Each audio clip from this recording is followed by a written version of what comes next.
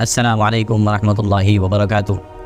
میرے پیارے دوستوں، مدینہ منورہ میں اسلام کے داخل ہونے کی کیا صورت تھی، کیا شکل تھی، کس کے ذریعے اور کیسے مدینہ منورہ کے اندر اسلام داخل ہوا؟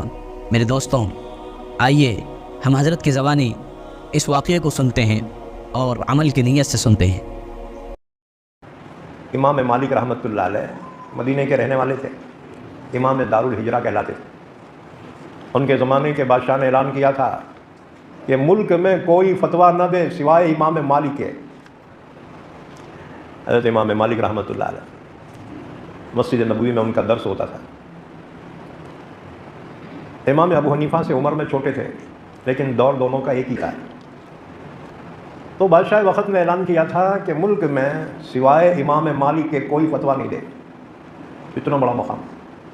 امام مالک فرماتے ہیں ہر شہر طاقت سے فتح ہوا، مکہ، طائف، طاقت سے اسلامی فوجیں وہاں پہ پہنچی، تو ہر شہر طاقت سے فتح ہوا سوائے مدینے کے۔ امام مالک نے فرمایا مدینہ طاقت سے فتح نہیں ہوا، مدینہ ایمان سے فتح ہوا ہے۔ حضور نے مدینے پہ کوئی فوجیں نہیں بھیجی، چڑھائی نہیں کی، بلکہ مدینے کے کچھ لوگ قبیلہ خزرج کے حج کے لیے مینا میں پہنچے تھے، اور حضور تبلیغ کے لیے ان کے خیمے میں پہنچے تھے۔ اور حضور نے ان سے پوچھا تم کون لوگ ہو؟ انہوں نے بتایا کہ ہم یثرب کے۔ قبیلہ کون تھا؟ کہا جی قبیلہ بنو خزرج۔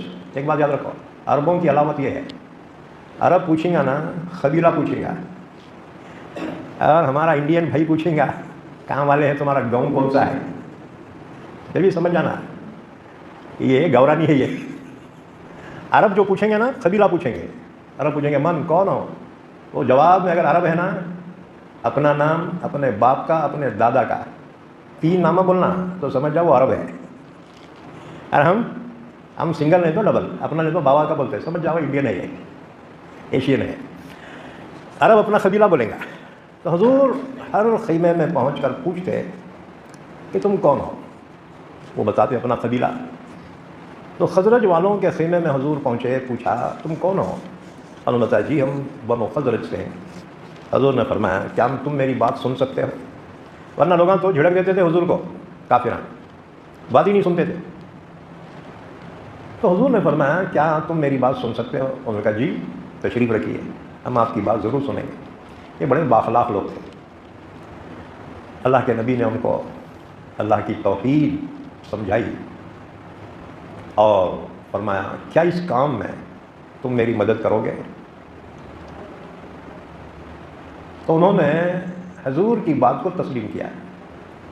یہ 6 تھے انصار میں سے سب سے پہلے ایمان لانے والے، ان میں تھے اسعد بن زرارہ رضی اللہ تعالیٰ۔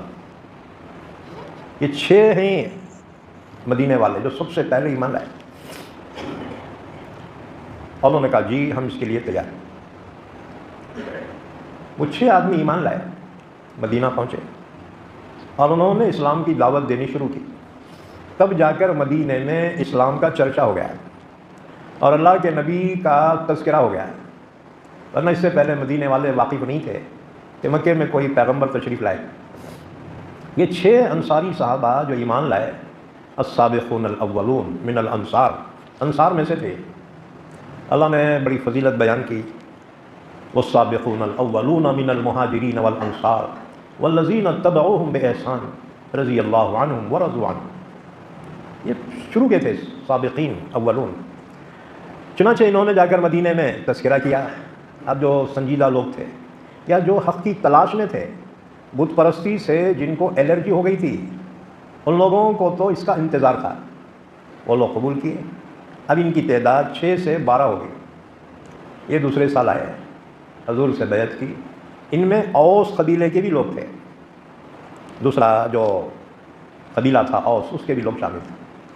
اس کے بعد تیسری مرتبہ آئے، تعداد زیادہ تھی، 70 مرد تھے، 2 عورتیں تھیں، انہوں نے بیعت کی۔ پھر انہوں نے کہا یا رسول اللہ صلی اللہ علیہ وسلم، آپ کے گاؤں والے، مکے والے آپ کی مخالفت کر رہے ہیں، تکلیفیں پہنچا رہے ہیں، آپ کی دعوت کو قبول نہیں کر رہے ہیں، لہٰذا آپ یہاں کہیں کو رہتے، ہمارے یہاں آ جائیے نا، ہم آپ کی مدد کریں گے۔ جیسے ہم اپنے اپنے بال بچوں کی حفاظت کرتے ہیں ایسی ہم آپ کی حفاظت کریں گے۔ حضور کے چچا ساتھ میں تھے، حضرت عباس، انہوں نے کہا او یثرب والو، یہ ہمارے بھتیجے ہیں، ان کی حفاظت کرنا ہم خوب جانتے ہیں۔ ہمارا قبیلہ بنو ہاشم بنو عبد المطلب طاقتور قبیلہ ہے، کسی کی مجال نہیں ہے جو نقصان پہنچا سکے۔ ٹھیک ہے مذہباً اختلاف ہے لیکن ان کو کوئی تکلیف نہیں پہنچا سکتا، یہ ہمارے بھتیجے ہیں۔ اگر تم ان کو اپنے وطن لے جانا چاہتے ہو نا ذرا سوچ سمجھ کے، کیونکہ ان کے مخالف بہت ہیں، ہر کالا گورا، اور پوری دنیا سے تم کو مخالفت مول لینا پڑیں گی۔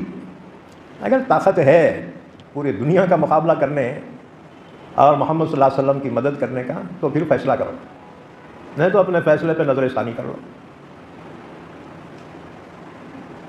انصار مدینہ نے کہا کہ جی ہم سوچ سمجھ کے ہی فیصلہ کر رہے ہیں، ہم ان کی حفاظت کریں گے۔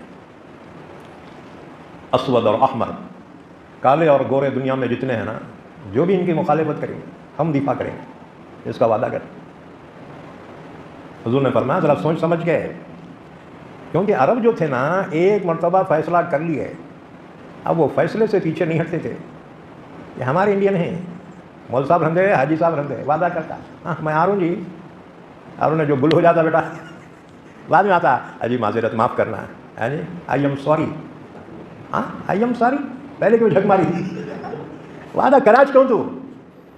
جب نہیں کر سکتا نا وعدہ کرنا چاہیے کچھ۔ یہ ہمارے علاقے کی مٹی ہے، یہ دھوکے باز۔